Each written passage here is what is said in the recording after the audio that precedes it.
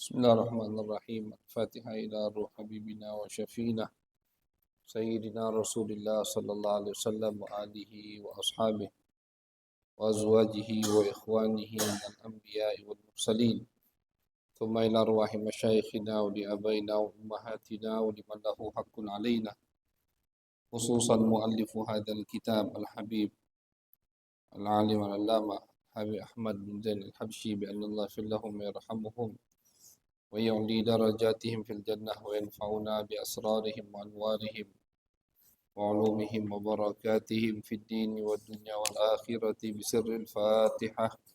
أعوذ بالله من الشيطان. الحمد لله رب العالمين الرحمن الرحيم الصراط المستقيم صراط الذين. بسم الله الرحمن الرحيم. الحمد لله رب العالمين وبه نستعين على أمور الدنيا والدين، وصلى الله على سيدنا محمد خاتم النبيين وعلى آله وصحبه أجمعين. رب اشرح لي صدري ويسر لي أمري واحلل عقدة من لساني يفقهوا قولي. سبحانك لا علم لنا إلا ما علمتنا إنك أنت العليم الحكيم. أما بعد، قال الإمام الحبيب العالم العلامة أحمد بن زين الحبشي رحمه الله تعالى ونفعنا به بعلومه وبعلوم مشايخنا وبعلوم سائر الصالحين في الدارين آمين، إلى أن قال: ومن طاعات القلب الصبر على البلاء مثل الأمراض والمحن وموت الأحبة وفقد المال وتسلط الناس وغيرها، والصبر عن المعاصي والصبر على الطاعات. Alhamdulillah, puji syukur kehadirat Allah Subhanahu wa taala. Salawat dan salam kita haturkan pada baginda besar Nabi Agung, Nabi besar Muhammad sallallahu alaihi wasallam. Masyarul hadirin, menyambung kajian setiap bulannya, yaitu pembahasan atau pembacaan kitab Ar-Risalatul Jami'ah, yang mana alhamdulillah kita sudah di ada bab-bab terakhir atau pembahasan terakhir daripada kitab ini. Pembahasan yang sedang kita bahas yaitu pembahasan tentang ta'atul qalbi, amalan-amalan daripada amalan ketaatan kepada Allah Subhanahu wa taala, yang mana amalan ini adalah amalan hati. Jadi amalan ini ada di dalam hati. Yang melakukannya hati kita, bukan anggota tubuh kita, tapi hati kita. Amalan hati atau amalan batin yang enggak kelihatan, itu amalan batin. Beliau mengatakan termasuk daripada amalan ibadah hati adalah as-sabru 'alal bala, sabar terhadap musibah. Bala ini adalah musibah. Musibah yang Allah berikan kepada seorang hamba. Ketika orang dapat musibah, maka dia harus sabar. Jadi tuntutan Allah ketika Allah memberikan musibah kepada seorang hambanya, hamba itu harus bersabar. Tuntutan Allah ketika memberikan nikmat kepada hambanya, hamba harus bersyukur. Gitu. Jadi semuanya ada tuntutan dari Allah Subhanahu wa taala.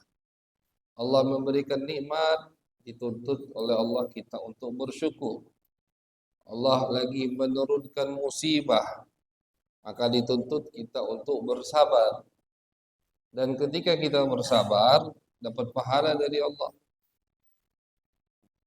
Walaupun kita dah sabar, bala tetap turun, musibah tetap terjadi. Gitu. Kita mau terima atau kita enggak terima, Kalau Allah ingin mengatakan atau Allah ingin menjadikan sesuatu, maka tidak ada yang bisa membantahnya. Semua akan terjadi atas apa yang diinginkan oleh Allah Subhanahu wa taala. Apa yang Allah mau itu yang terjadi. Mau kita sabar atau tidak sabar. Jadi kayak tuntutan untuk bersabar agar kita ini tidak rugi dua kali. Ketika dapat musibah, musibah musibah itu menyakitkan. Beliau memberikan contoh musibah penyakit itu musibah. Ada yang hilang hartanya musibah, ada yang ditinggal oleh orang yang dia cintai musibah. Nah, itu kita dituntut untuk bersabar. Mau kita sabar atau tidak sabar, sebetulnya musibah tetap akan terjadi. Namanya juga qada dan qadar Allah Subhanahu wa taala. Nah, cuman biar tidak rugi dua kali, maka kita dituntut untuk bersabar, dapat pahala. Jadi yang sabar dari musibah, Allah turunkan kepadanya musibah, dia bersabar, dapat pahala yang besar dari Allah Subhanahu wa taala. Bahkan dalam hadis Nabi besar Muhammad sallallahu alaihi wasallam yang beliau mengatakan semua yang menimpa seorang muslim maka itu akan menjadi tebusan untuk kesalahan-kesalahannya. Semua kata Nabi. Diumpamakan sama Nabi sampai musibah terkecil pun terkena duri kata Nabi. Terkena duri. Jalan di hutan lagi tidak sengaja nijak duri. Sakit kan itu? Nah, itu termasuk musibah. Itu kata Nabi kalau kita sabar maka menghapus dosa kita. Makanya kebanyakan orang muslim dan mukmin itu di dalam kehidupannya, apalagi misalkan orangnya tadi banyak dosa, misalkan, itu sebelum meninggal dicuci sama Allah, diberikan penyakit, diberikan musibah. Biar apa? Biar nanti di akhirat tidak perlu dicuci lagi. Sakit dicuci di akhirat, di api neraka cuci. Pedih, panas. Nah, jadi ketika kita atau ada yang mendapatkan musibah, harus berpikiran positif. Oh ini untuk menebus dosaku. Alhamdulillah. Nah, itu senang Allah Subhanahu wa taala. Kemudian termasuk juga jenis sabar, sabru anil ma'asi. Sabar untuk tidak bermaksiat. Itu juga musibah. Nah, itu juga amalan hati. Kalau tadi sabar apa? Sabar terhadap musibah. Kalau ini tidak, sabar untuk tidak maksiat. Sabar untuk meninggalkan hal-hal yang diharamkan oleh Allah. Sabar untuk bangun di waktu subuh biar tidak ketinggalan sholat subuh. Nah, sabarnya ini itu dihitung juga ibadah oleh Allah. Ketika kita digoda oleh maksiat, teman kita menggoda untuk misalkan mabuk, untuk mencuri, untuk berjudi, naudzubillah min dzalik. Sekarang merajalela, judi online lah, judi macam-macam, ya. Kita sabar untuk tidak mengikutinya, maka dapat pahalanya double. Selain kita dapat pahala meninggalkan maksiat, kita juga dapat pahala sabar untuk tidak bermaksiat. Nah, jadi double pahalanya dari Allah Subhanahu wa taala. Wasabru ala ta'at, sabar berikutnya sabar untuk beramal taat. Sabar untuk melakukan sholat 5 waktu. Sabar untuk berbakti kepada orang tua. Sabar untuk puasa di bulan suci Ramadan. Kita ini nak masuk bulan suci Ramadan. Misalkan puasa hari itu panasnya. Sabar, harus kuat. Sabarnya kita dalam berpuasa itu juga dapat pahala dari Allah Subhanahu wa taala. Jadi sabar itu ada 3. Sabar terhadap musibah, sabar untuk tidak bermaksiat, sabar untuk istiqomah, untuk selalu beramal taat. Itu semua daripada jenis sabar dan semuanya adalah amalan ibadah hati kita. Kemudian amalan berikutnya, wathiqatu birrizqi minallah, termasuk ibadah hati, yaitu kita percaya bahwasannya rezeki itu Allah yang nanggung. Ini penting, apalagi untuk bapak-bapak ini mencari duit. Rezeki itu Allah yang nanggung. Rezeki Allah yang nanggung. Di Al-Quran itu lebih dari 5 ayat, di situ Allah Subhanahu wa taala mengatakan dengan jelas bahwasanya rezeki kalian aku yang tanggung. Al-Imam Ibnu Athaillah As-Sakandari, beliau punya kitab yang bernama At-Tanwir fi Isqatit Tadbir. Ini kitab pembahasannya dari awal sampai akhir tentang rezeki. Itu di situ di salah satu bab dari kitab tersebut beliau kutip ada 5 ayat, yang mana 5 ayat itu menunjukkan dengan jelas bahwasannya rezeki kita Allah yang nanggung.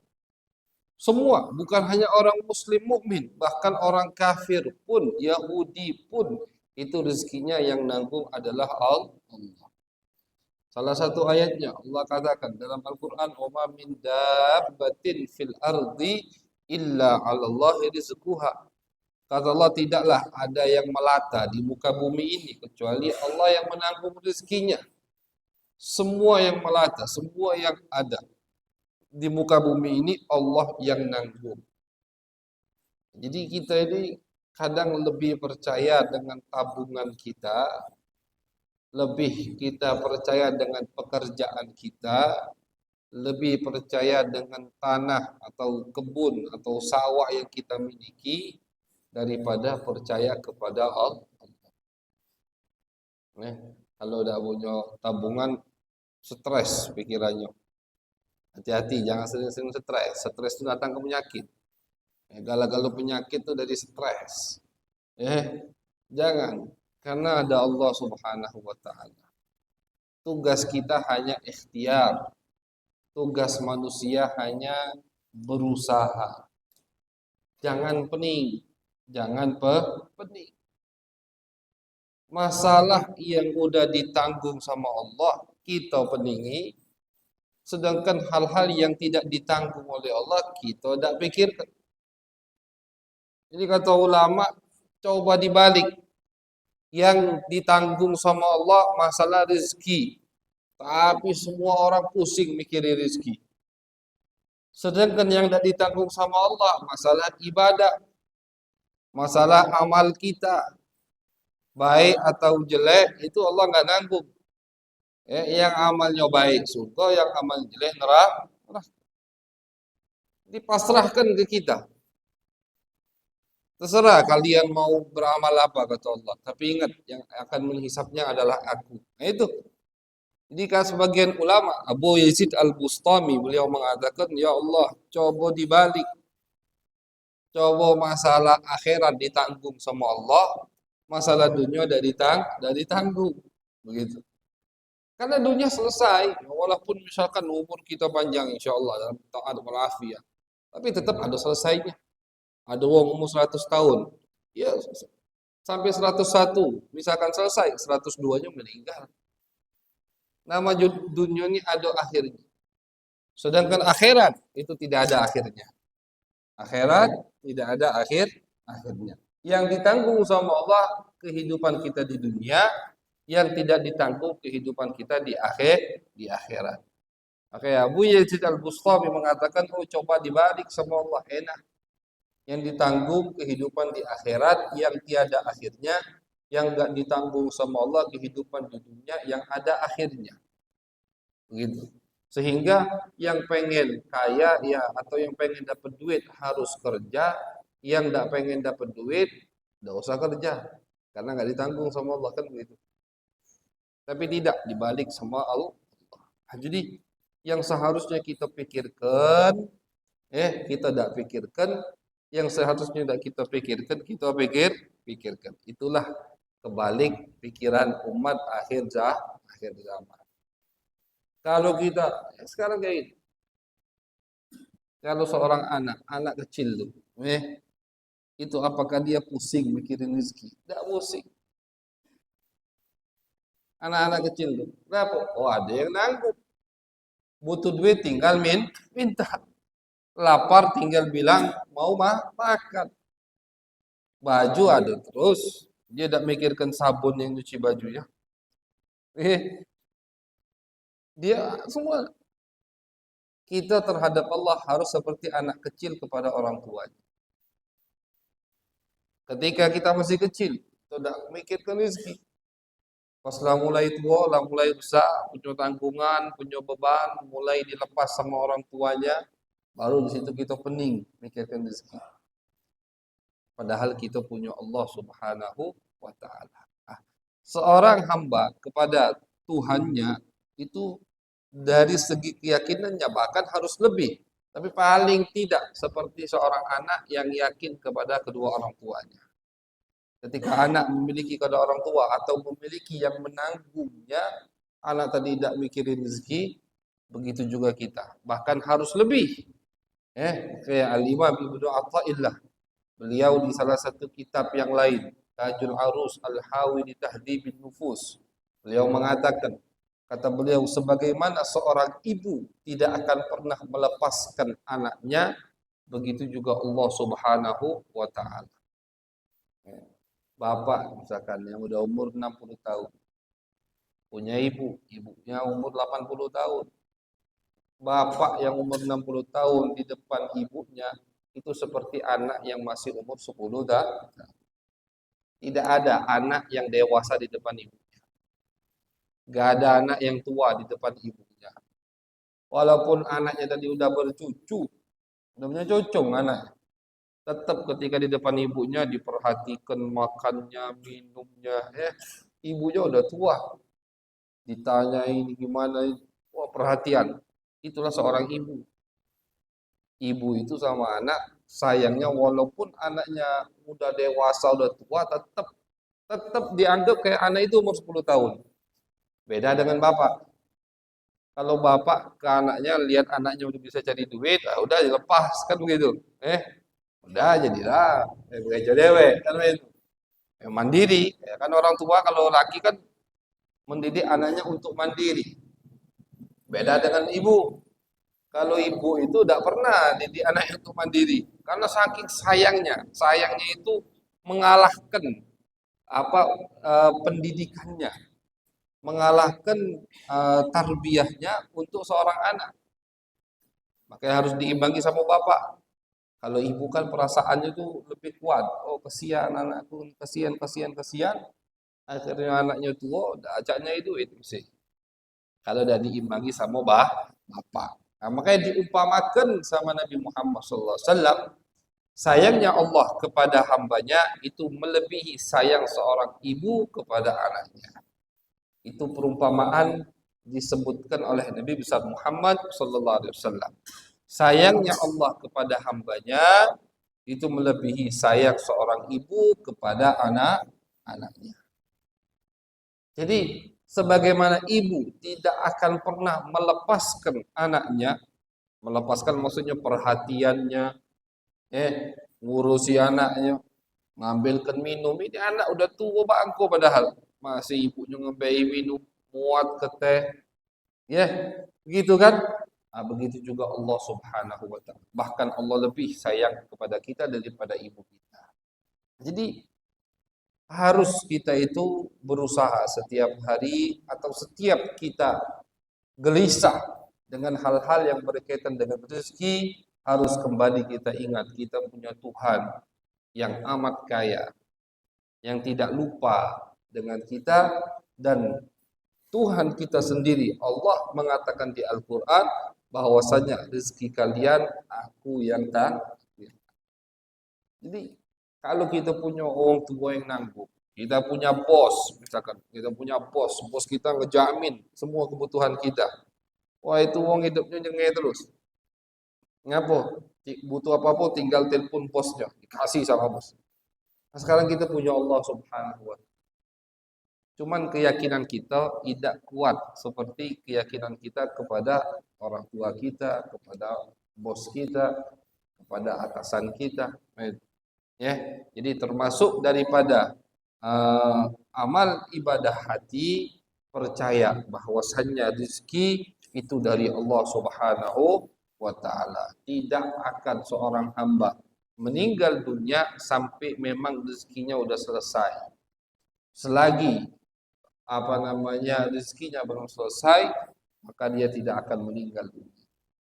Ya, jadi, ada orang mati kelaparan, itu bukan mati karena lapar. Memang matinya itu karena ajalnya udah datang. Penyebabnya lapar, gitu. Jadi mati kelaparan, mati kehausan, itu bukan, umurnya seharusnya lebih panjang misalkan. Cuman karena kelaparan mati, salah. Memang umurnya segitu, udah selesai umurnya. Cuman penyebab kematiannya karena lapar. Bukan karena lapar yang tadinya umurnya masih 50 tahun, akhirnya dia meninggal. Tidak. Ya, nah mungkin itu terjadi. Nah, jadi ketika orang meninggal, apapun alasannya, memang udah umurnya segitu. Bukan karena dia kurang makan dia meninggal. Nah, karena rezeki kita semua ditanggung sama Allah Subhanahu wa taala. Cuman ditanggung sama Allah bukan artinya kita kalau besok pagi dak galak metu gawe, kata Habib kan semalam rezeki tanggung sama Allah. Hidup dia di rumah. Marah bininya ibu dia di rumah. Tidak. Jadi memang betul rezeki ditanggung sama Allah. Cuman kita juga diperintahkan untuk ikhtiar. Kita diperintahkan untuk berusaha. Yang punya pekerjaan kerja keluar. Cari kerja. Dapatnya sebanyak atau dapatnya sedikit itu urusan Allah. Yang penting kita lamatu. Yang penting kita lama metu. Yang punya toko, buka tokonya. Habis itu udah tawakal. Nah, jadi tetap harus ikhtiar. Bukan artinya rezeki ditanggung sama Allah, kita disuruh sama Allah tidur di rumah. Rezeki datang dewek, dah mustahil. Dah ganti rezeki datang dewek cak itu. Itu jarang-jarang misalkan ada uang acara ngirim makanan ya itu sebulan atau setahun berapa kali. Tapi yang mau dapat duit, yang mau dapat rezeki, ya harus cari. Tapi apakah misalkan ada orang begawe, waktu sholatnya dilupakan sama dia, sibuk dia cari duit. Sampai-sampai waktu sholat dilupakan. Ada orang sibuk lagi dah, dia begawe sekedarnya cuman hanya sebatas untuk menjalankan perintah syariat untuk kerja, waktu sholat dia sholat, waktu istirahat dia istirahat. Nah, apakah mesti orang yang tadi, misalkan yang tadi 24 jam atau 20 jam dia untuk kerja, sedangkan wong yang percaya dengan Allah tadi dia kerja cuma 10 jam. Apakah pasti orang yang kerjanya 20 jam duitnya lebih banyak daripada yang 10 jam? Tidak pasti. Tergantung rezeki dari Allah. Kalau Allah ingin ngasih rezeki yang kerja 10 jam 200.000, yang kerja 20 jam 100.000, tetap segitu dapat. Walaupun ini kerja 20 jam. Nah itu. Jadi rezeki tidak bisa ditambah, tidak bisa dikurang dengan kita kerja atau kita nggak kerja. Allah perintahkan kita untuk ikhtiar, untuk cari rezeki, cari. Tapi jangan lupa ada hal-hal yang diwajibkan oleh Allah. Jangan lupa kita juga harus istirahat. Nah, udah. Di waktu istirahat, di waktu sholat, dia sholat. Berapa rezekinya? Itu urusan Allah. Dapat hari itu berapa? Itu urusan Allah. Yang punya toko, buka toko misalkan dari jam 8, misalkan, atau jam 9, buka toko. Zuhur, tutup, sholat, makan. Sore buka lagi sampai maghrib. Maghrib tutup. Kalau rezekinya dapat hari itu 500.000, ya 500.000.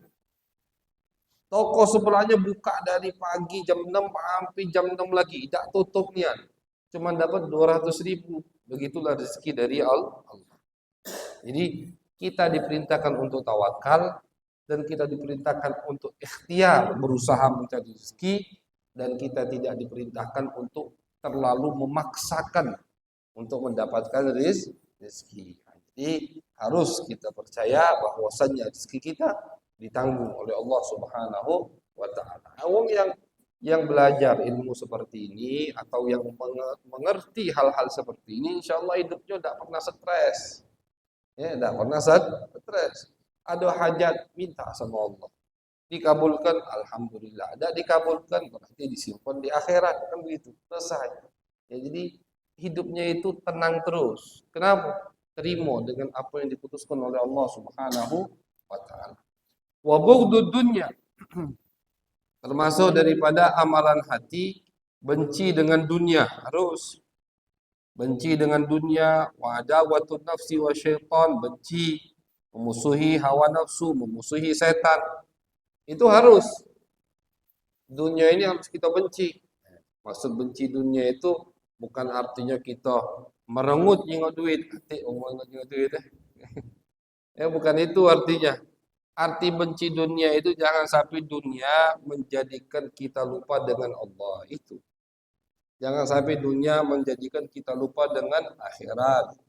Jangan sampai dunia menggelapkan mata kita sehingga semua cara kita halalkan. Nah, itu artinya orang yang cinta dunia. Tapi orang kerja, orang yang punya istri, punya anak, punya pekerjaan, punya rumah, punya mobil, itu belum tentu dia cinta dunia. Ya, jadi cinta atau benci dengan dunia tidak bisa diukur. Nah, makanya beliau masukkan ini amalan hati, bukan amalan zahir. Jadi mungkin bisa aja ada orang kaya, ada orang miskin. Yang kaya ini gak cinta dunia, yang miskin cinta dunia. Padahal dia miskin, tidak punya apa-apa, tapi hatinya tidak pernah ngasuh cukup. Pengen dunia, mikiri dunia terus. Nah, itu berarti orang yang cinta segala cara dia halalkan untuk mendapatkan dunia, padahal dia tidak punya apa-apa. Itu orang cinta dunia. Tercela. Sedangkan ada orang satunya, dunianya banyak, rumahnya besar, punya mobil, punya semuanya. Tapi dia tidak pernah menghalalkan semua cara untuk dunia. Dia jalan mengikuti apa yang diperintahkan oleh Allah untuk ikhtiar, dia ikhtiar, rezekinya banyak. Ya memang segitu rezekinya dari Allah. Dunia tadi cuma di tangan, tidak sampai masuk ke hati. Nah, itu. Jadi benci atau cinta dengan dunia tidak bisa diukur dengan penampilan luar karena itu adalah masalah hati. Terkadang ada orang yang memiliki semua dunia tapi dunia tadi tidak masuk ke hatinya. Ada risiko lagi tidak punya apa-apa tapi dunia masuk ke hatinya. Nauzubillah min dzalik. Kayak rugi dua kali. Yang tidak punya duit, cinta sama duit. Nah, itu rugi dua kali. Lah dia tidak punya duit, dia cinta sama duit. Miskin cinta dunia. Jangan sampai. Yang rugi, yang beruntung, yang punya duit tapi tidak cinta duit. Ayo dia. Tapi dia udah cinta sama dunia. Sekejap mata dunia tadi hilang di depannya, dia udah stres sama sekali. Kenapa? Karena dia yakin ini semua milik Allah Subhanahu wa taala. Jadi harus kita benci kepada dunia, benci kepada hawa nafsu kita dan benci kepada setan. Setan itu musuh kita. Harus kita musuhi karena diperintahkan sama Allah Subhanahu wa taala untuk kita memusuhi setan. Wa mahabbatullahi wa rasulihi wa sahabatihi wa ahli baitihi wa tabi'in wa salihin. Juga termasuk amalan hati cinta kepada Allah, cinta kepada Rasul Nabi besar Muhammad sallallahu alaihi wasallam, cinta kepada sahabat, cinta kepada keluarga Nabi, cinta kepada tabi'in, pengikut Nabi, cinta kepada orang-orang saleh. Harus cinta sama Allah, cinta sama Nabi. Terus cinta sama sahabat, semua sahabat. Cinta sama sahabat, semua sahabat Nabi harus kita cintai. Tanpa milih-milih nak cinta sama siapa. Wa ahli baitih, cinta kepada keluarga Nabi harus kita hormati, harus kita cintai karena itu perintah baginda Nabi besar Muhammad sallallahu alaihi wasallam. Wa tabi'in was salihin, cinta sama orang saleh. Kita tahu misalkan ini orang saleh itu orang baik. Orang saleh artinya orang baik.